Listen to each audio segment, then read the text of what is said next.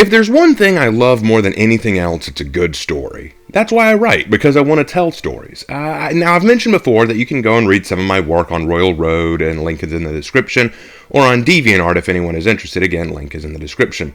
You can go there to read my mediocre attempts at storytelling, but I like to do even more with my storytelling than just write them out.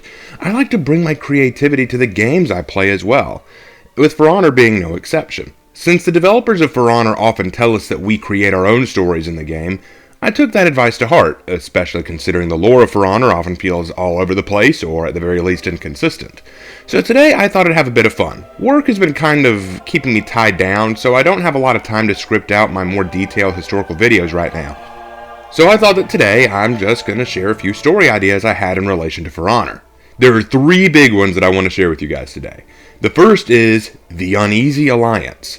I always kind of wondered what brought about the peaceful times. Apollyon mentions in the beginning of the story mode that the 3 factions were starting to settle down and remove themselves little by little from the war. I wondered what caused this, so I created a story that kind of explains it. It helps tie in how the Centurions, Gladiators, Ninja, and even Highlanders make their appearance. The story takes place about 200 years before the main story mode. A new presence arrives from the west, the Byzantine Empire. A once great empire that was fractured, it was the ancestral empire from which the knights first came to be. But now, with the new emperor in power, the Byzantines have arrived to offer the knights an aid. In exchange for their allegiance to the Byzantines, they'll help in exterminating the Vikings and samurai. To prove their power and reach, they send forces to launch surprise attacks on both the Mire and Valkenheim at the same time. The knights are amazed, but a select few know that this is questionable. They're known as the Noble Legion, and they're not interested because they see the Byzantines as oppressors, seeking to rule them through tyranny in exchange for their help. The leader of the Noble Legion, one Knight Warden William of Oxshire, knew too well that his legion lacked the strength to stand against the Byzantines, so he seeks out the Vikings and samurai who suffered at the Byzantines' recent attacks, and offers them an opportunity for a brief alliance. Jarl Reinald of Raffenfell and Daimyo Tomoe of Amaku province in the Mire both take their forces and meet with Knight Warden William in secret. The 3 agree to a truce until the Byzantines are dealt with. Combining their strength, they land a critical blow against the Byzantine invasion forces. But the legate who leads the Byzantine forces in the territory is furious and dismisses his centurions, seeing them as too weak to lead his forces, and instead exchange them for his shock troopers, the Varangian Guard. Not only this, but he decides that if the Noble Legion chooses to oppose him, then the Ashfeld towns itself must suffer some sort of punishment.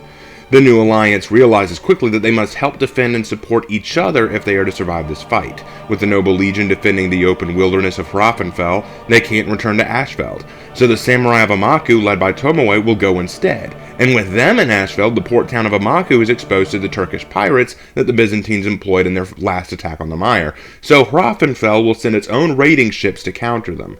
This story was supposed to kind of set the stage for the coming of such individuals as the Centurions and Gladiators, being formally with the Byzantines, the Highlanders, as Reinald will call upon them for aid and to fulfill their oaths in protecting Raffenfell, and the Ninja, who are the intelligence gatherers for Tomoe, who informs her first of the Byzantines' presence. It's a weak story, but it's one I had a great deal of fun working with, and it's a story that I was working on before I fully understood the lore and context of the world. So before you say, man, Raven, that story doesn't make any sense, it's all over the place. Well, yeah, I wrote it very early on. It's a very weak story, and if y'all want to know more about it in more detail, I may do a few video series where I go over that with you. But for now, that's what I wrote. Now, my second one is much more a work of fantasy, and it's kind of an indulgence on my part. I call it Invasion of Green. If you couldn't tell from my Lawbringer videos, I like Warhammer 40k. My brother, who got me into it, was explaining to me how orcs in 40k function. That there are some orcs called feral orcs or primal orcs that, if they grow up away from their kin, may become more primal and medieval in nature. He also explained that For Honor would be what the Imperium of Man considers a lost world, a world that is less advanced than the Imperium but could still be salvaged. So here's the thought I had. Let's pretend for just a moment that the world of For Honor is not Earth, but just another world within the galaxy inhabited by humans, okay? Let's just pretend that. Let's also assume, just for fun, that the For Honor world was discovered by the Inquisition of the Imperium of Man. Now again, just for the fun of it, let's say that the Inquisitor was batshit crazy and decided to test the combat skills of these primitive people, so they allow spores of orcs to take root in For Honor, creating a literal primal orc party to battle it out with the For Honor warriors. Imagine how cool it would be to see orcs, these massive bloodthirsty sons of bitches, armed only with primitive weapons and armor, as they don't have access to the advanced weaponry of their kin, fighting against warriors who believe firmly in honor, duty, and battling in hand-to-hand combat. Imagine now how the factions would be forced to join forces or die. How the Inquisition would observe them and judge them based on their skill set and strength of arms and will. Would they potentially be of use to the Imperium? All just a fun test to determine this world's value in the future. And again, I know that would never happen, and there's a lot of context in Warhammer 40k that I'm leaving out, and a lot of context in For Honor that I'm leaving out, but it was just a fun thought experiment. I thought of all the races in the 40k world, the Orcs would be the only ones that might be interesting to see fight against the For Honor warriors, because there are Orcs who are primal, who don't use guns and ballistic weapons. They use hand-to-hand weapons.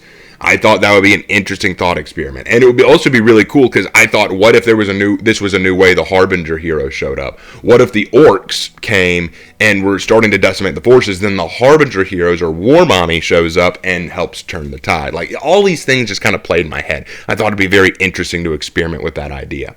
Not really a story so much as it is just a concept of one. But hey, if y'all are interested in that, I may carry that a little further and actually make a story around that, but I doubt y'all are. That one's kind of just a fun indulgence on my part. Please don't get mad at me about it. It's just something that I thought was fun. And then finally, Rise of the Wulin. This was a story that I came up with as the Wulin faction kept going in For Honor, but we never actually had them enter the faction war. In this story, we finally have the full power of the Wulin arrive, as they not only bring more warriors out of hiding, like Mongolians and the like, but also they take their place in the faction war, forcing out most of the knights and samurai from their strongholds and forcing the map itself to be reshaped. And in this way, a Khan has been leading the Wulin, referencing the Yuan dynasty, and he's bringing a brand new toy he wants to use against the other factions. Watcha, Nest of Bees artillery. These rocket-propelled arrows will change the face of the battlefield, and the use of cannons as well will give them an unquestionable edge. Add on to that they're also bringing their own fleets, their Korean turtle ships. That will also be that'll also bring a massive advantage against Viking raiding ships, and they'll be able to raid the Mire and the river that goes along Ashfeld and Valkenheim at their leisure. They're basically trying to take the entire map. But through these additions, the other factions will have to quickly evolve and adapt as well, changing their own siege tactics to the point that the factions will look demonstrably different. We may see the knights create cannons, as well as the samurai begin to apply their own guns. We may see the Vikings calling more upon their pagan or mythological stuff. Like, for example, we've seen Jormungandr call upon the actual serpent Jormungandr. What if we had that come back? That might be interesting. What if we had where they call in the gods, the Norse gods to come help them? These are all concepts of what happens when one faction raises the stakes. What happens when the Wulin enter with all the might of the Yuan dynasty, or all the might of the Ming dynasty. Although, to be fair, the Ming dynasty, you didn't have as much armor in the Ming dynasty because they were mostly focusing on firearms, and firearms would really make the game very difficult to play because it would make it very unbalanced. But whatever the case, my point being, if one side raises the stakes, what will the others do in response? The samurai would probably start switching to firearm weapons like arquebuses and stuff like that. We might see the knights bring in cannons, more powerful siege weapons. The funny thing about knight armor, and I'll go into this when I talk about which faction would actually win in a war with these three. Knight's armor actually was pretty good against most forms of early firearms. The reason the knight armor faded out of popularity was because it just became easier to arm soldiers with guns and less expensive than it was to arm them with armor. So it's like, okay, we only have enough money to give 5 men full sets of plate armor, but at the same time we could use that same amount of money to arm an entire garrison with guns. It was like, which one is more cost effective? So that's part of the reason. So maybe knights will start relying less on armor and more on guns, and maybe the Vikings will have to fall back on some of that. Or, since Vikings didn't use guns in history, maybe they fall back on more paganistic or mythological roots, you know, bringing in beasts from Norse mythology, calling upon giants, Jormungandr, the Jotun, stuff like that. Just there are options there. I'd love to see what would happen if there was a story made where all the For Honor warriors had the stakes upped. And I think it would be very cool if it was the Wulin who forced those stakes to go up. Because that was the one thing I never got. The Wulin show up in Marching Fire, and everyone kind of sticks to the status quo. There is no countermeasures. You know, because the Wulin aren't really, I guess, a threat in the grand scheme of things. They're just trickling in. They're warriors that trickle into the war from where the Wulin come from. But it doesn't change a whole lot. It doesn't force them to adapt. It doesn't force them to change up their siege tactics and strategies. It just means, oh, well, more people to kill, you know.